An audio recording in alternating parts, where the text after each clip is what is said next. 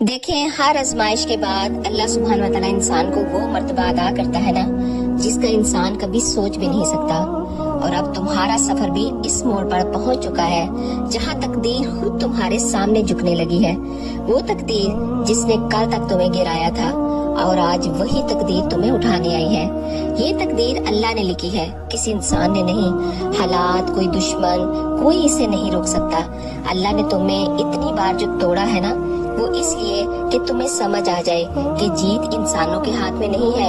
ये तो सिर्फ और सिर्फ अल्लाह सुब्हान व तआला के पास है। वही जो तुम्हारा रब है, वो ही तुम्हारे लिए फतह लिख चुका है, जिसमें कोई हार नहीं और ना ही कोई शिकस्त है।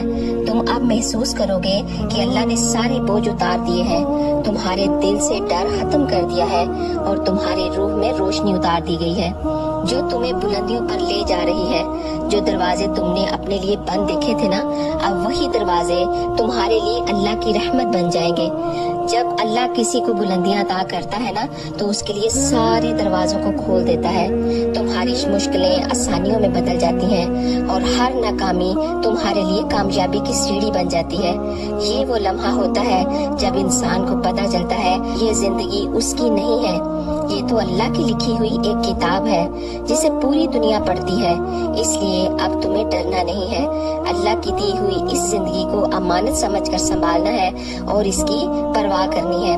दुनिया एक इम्तिहान की जगह है और तुम्हारा सब्र दुनिया के लिए एक मिसाल होना चाहिए। फिर देखना कि अल्लाह सुब्हान व तआला आसमान से तुम्हारे लिए कैसी कैसी मदद उतारता है, किस तरह लोग आपसे मोहब्बत करने लगेंगे।